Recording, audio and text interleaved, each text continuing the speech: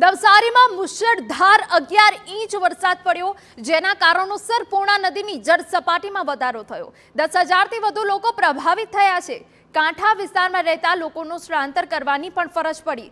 જળ સપાટી વધવાની શક્યતાઓને પગલે તંત્ર સતર્ક છે। પૂર્ણા નદીના આ દ્રશ્યો અમે તમને બતાવી રહ્યા છીએ કે જ્યાં પાણી વધી રહ્યું છે, પાણીની આવક વધી રહી છે, જેના કારણે કાંઠા વિસ્તારોના લોકોને સાવચેત રહેવા જણાવ્યું અને કાંઠા વિસ્તારમાં રહેતા લોકોનું સ્થળાંતર પણ કરવાની ફરજ પડી।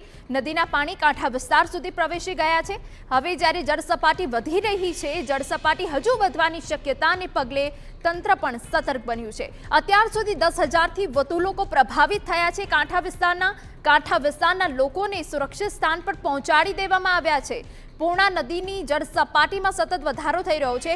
આ દ્રશ્યો નવસારીમાં છે કે જ્યાં મોડી રાતથી વહેલી સવાર સુધી અનરાધાર 11 ઇંચ વરસાદ પડ્યો છે।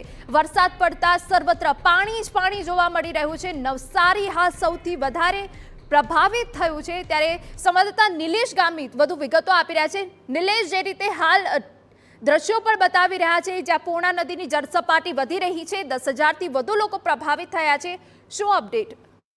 હજી કંઈક સમગ્ર નવસારી જિલ્લામાં વરસાદી માહોલની વાત કરીએ તો નવસારી જિલ્લાની પૂર્ણા, અંબિકા અને કાવેરી નદીઓ જે કંઈક ભયજનક સપાટી છે એની નજીક વહી રહી છે, જેને લઈને પૂર્ણા નદી કિનારાનું નવસારી શહેરમાં ખાસ મહત્વની અસરો થઈ છે। એમાં ખાસ કરીને 5થી વધુ વિસ્તારોમાં પાણી ભરાવાની શરૂઆત થઈ છે અને એ લોકોને સુરક્ષિત સ્થળે ખસેડવા માટેની તૈયારીઓ તંત્ર દ્વારા શરૂ કરી દેવામાં આવી છે। લોકોના ઘરોમાં 1 ફૂટથી લઈને 5 ફૂટ સુધીના પાણી ભરાઈ ચૂક્યા છે। ખાસ કરીને ભેંસદ ખાડા વિસ્તારમાં સૌથી વધુ અસર થઈ છે, બંદર રોડ વિસ્તારમાં અસર થઈ છે, જેને લઈને તંત્ર એલર્ટ થઈ ગયું છે। તદુપરાંત અંબિકા નદીમાં જળસ્તરમાં પણ વધારો થઈ રહ્યો છે, એટલે કે ચીખલી તાલુકામાંથી વહેતી નદીઓ એટલે કાવેરી અને અંબિકા બંને નદીઓમાં એટલે ત્રણેય નદીઓ ખાસ કરીને ભયજનક સપાટી નજીક વહી રહી છે, જેને લઈને તંત્ર એલર્ટ થઈ ગયું છે। એનડીઆરએફની ટીમ પણ જિલ્લામાં તૈનાત રાખવામાં આવી છે। સમગ્ર જિલ્લાનું તંત્ર ઉપરવાસમાંથી જે વરસાદ આવી રહ્યો છે, પાણી આવી રહ્યું છે નદીમાં, એના પર ધ્યાન રાખી રહ્યું છે અને કેટલું પાણી આવશે એને ધ્યાનમાં રાખીને આયોજન કરી રહ્યું છે। નવસારીમાં જે કંઈક સ્થળાંતરિત કરવામાં આવેલા છે એ લોકોને ફૂડ પેકેટ બનાવીને આપવા માટેની પણ તૈયારી તંત્ર દ્વારા કરવામાં આવી છે। હાલ